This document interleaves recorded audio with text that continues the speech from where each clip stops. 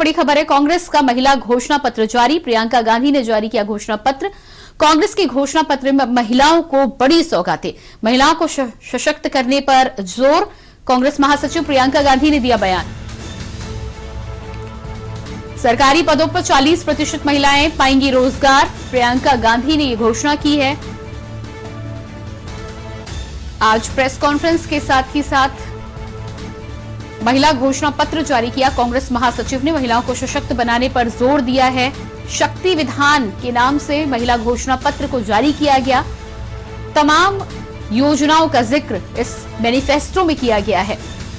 सरकारी पदों पर 40% महिलाएं रोजगार पाएंगी। 8 लाख महिलाओं को सरकारी नौकरी दी जाएगी यदि कांग्रेस सत्ता में आती है तो। इसके अलावा आशा वर्कर्स को 10,000 मानदेय का भी वादा इस मैनिफेस्टो में किया गया है। आशा वर्कर्स को 10,000 रुपए प्रति माह मानदेय का वादा किया गया। महिलाओं को हर साल 3 गैस सिलेंडर मुफ्त दिए जाएंगे। 40% सरकारी राशन दुकानों का संचालन महिलाएं करेंगी। तो कहीं ना कहीं 50% आबादी के लिए जिस तरह से कांग्रेस महासचिव के द्वारा आज शक्ति विधान नाम से महिला घोषणा पत्र जारी किया गया है, महिलाओं से जुड़ी तमाम, सशक्तिकरण से जुड़ी तमाम योजनाओं का इस मैनिफेस्टो में जिक्र किया गया है। और साफ तौर पर उत्तर प्रदेश में आगामी चुनाव से पहले इस बात को लेकर ऐलान किया गया है कि यदि कांग्रेस सत्ता में आती है तो महिलाओं की 50% भागीदारी के साथ पूरा न्याय किया जाएगा। तमाम योजनाओं के माध्यम से, तमाम सशक्तिकरण से जुड़ी शुरुआतों के माध्यम से। कांग्रेस महासचिव प्रियंका गांधी का बयान भी आया है। देखिए, दृढ़ निश्चय, सक्षमता, शक्ति, ये महिला के सहज गुण होते हैं। इसके साथ साथ करुणा, दया, आशा, साहस, ये सब महिलाएं, उनका गुण होता है। हम चाहते हैं कि ये गुण राजनीति में भी प्रकट हो। इसके बारे में आपको हमने पहले बताया कि हमने इसीलिए 40% भागीदारी महिलाओं को इसलिए दी ताकि उनकी जो सशक्तिकरण की बात है वो सिर्फ कागज पे न रहे। आज तक जो महिलाओं की सशक्तिकरण की बात होती है वो ज्यादातर पब्लिसिटी और कागजों में और चुनाव के समय, इलेक्शन के समय ऊपर आती है, उभरती है। जब महिला राजनीति में पूरी तरह से भागीदार बनेगी तब उसका ट्रांसलेशन सिर्फ पब्लिसिटी, सिर्फ कागजी बातों, सिर्फ ऐलानों से जाकर एक्चुअली जमीन पे होगा।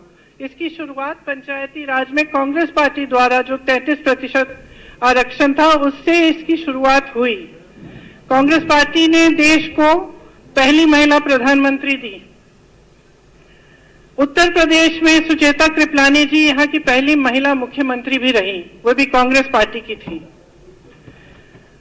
हमारे देश में महिला प्रधानमंत्री तब बनी जब दूसरे विदेश में और पूरे दुनिया भर में बहुत कम महिलाओं की राजनीति में उस स्तर पर भागीदारी होती थी। आज जाकर अमेरिका में एक महिला।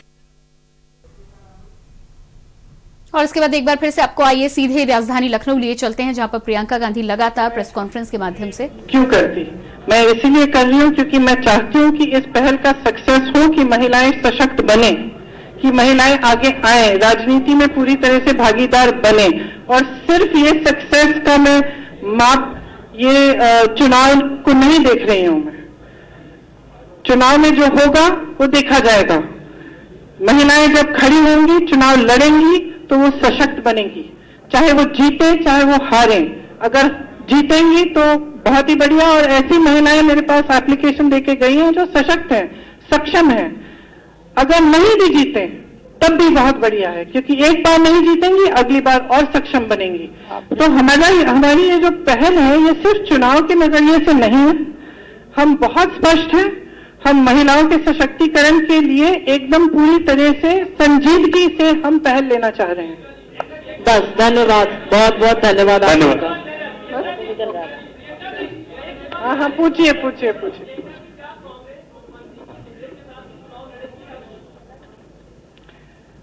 जब ये तय होगा, ये जब इसका निर्णय होगा तो आपको पता चल जाएगा इमीडिएट।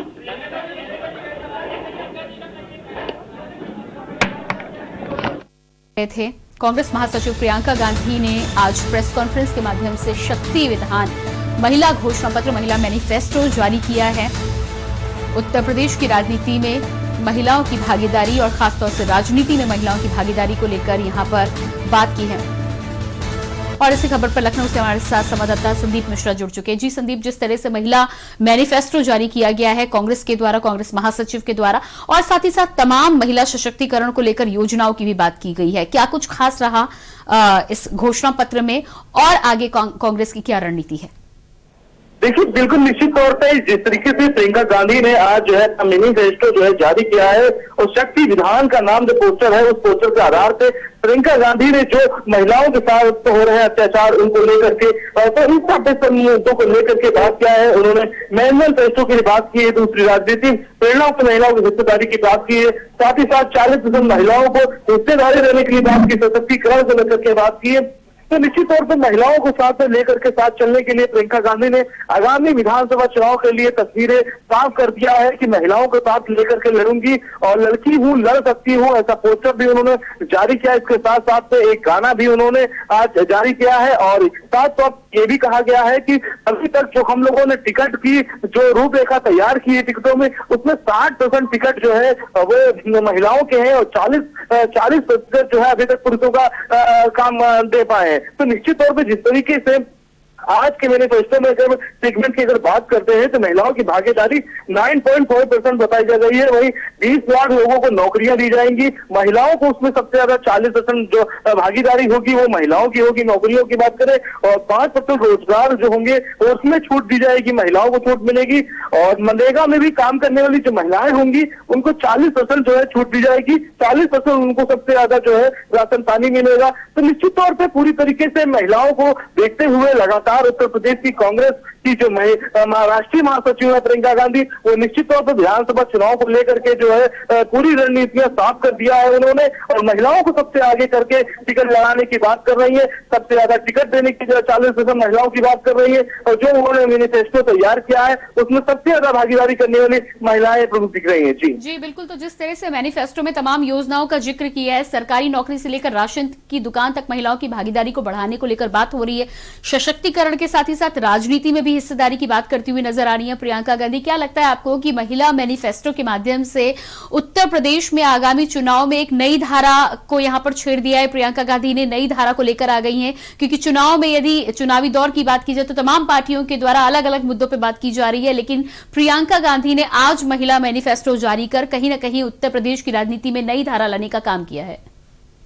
बिल्कुल, देखिए निश्चित तौर पे जिस तरीके से प्रियंका गांधी का आज का जो मैनिफेस्टो है निश्चित तौर पे एक चौंकाने वाला है। महिलाओं को सबसे ज्यादा जो है संरक्षण देने की बात कही जा रही है, महिलाओं को भागीदारी की बात की जा रही है, महिलाओं को सबसे ज्यादा नौकरी देने की बात कही जा रही है, और महिलाओं के लिए जगह जगह पिंक बूथ बनाने की बात की जा रही है, और वहां पे भी महिलाओं की भागीदारी सबसे अधिक बनाई गई। इसके साथ ही साथ गाँव की अगर बात करते हैं तो गाँव में हर तरीके से शौचालय जो बनाए जाएंगे वो एक अलग ही होंगे जो महिलाओं की तरफ से बनाए जाएंगे। टिकटों की बात करते हैं तो 40% टिकट की बात कर रहे हैं। तो निश्चित तौर पे आगामी विधानसभा चुनाव जिस तरह से नजदीक आ रहा है, प्रियंका गांधी ने अपना रुख तय कर लिया है कि आखिर महिलाओं को साथ लेके चलना है, महिलाओं को सबसे ज्यादा भागीदारी बनाना है, महिलाओं को सबसे ज्यादा टिकट लड़ाना है। तो निश्चित तौर पर उनका जो एक अपना सबसे ज्यादा जो महिलाओं को लेकर के पहले से ही वो प्रियंका गांधी रणनीतियां बना रही थी, तो उसी को लेकर के आज का ये मैनिफेस्टो जारी किया गया है, जिसमें बुजुर्ग विधवा महिलाओं को 1000 रुपए देने की बात की गई है, गाँव में महिला चौपाल निर्माण करने की बात कही गई है, वहीं परिवार में पैदा होने वाली हर बेटी के लिए एफडी कराने की, जमा करने की बात भी उन्होंने की है। तो निश्चित तौर पर महिलाओं को सम्मान को लेकर के प्रियंका गांधी जो कदम उठाए हैं उससे आगामी विधानसभा चुनाव में क्या असर पड़ता है, ये सबसे बड़ा सवाल होगा। जी बिल्कुल संदीप, तो बने रहिएगा आप हमारे साथ। तो लगातार शक्ति विधान नाम से जिस तरह से कांग्रेस महासचिव ने आज महिला घोषणा पत्र जारी किया है, तमाम नई योजनाओं की बात इस घोषणा पत्र में करती हुई नजर आ रही है। उत्तर प्रदेश की सियासत में कहीं न कहीं कांग्रेस की जो जगह थी उसको एक बार फिर से जनता के सामने, जनता के बीच में लाने का काम करती हुई नजर आ रही है प्रियंका गांधी।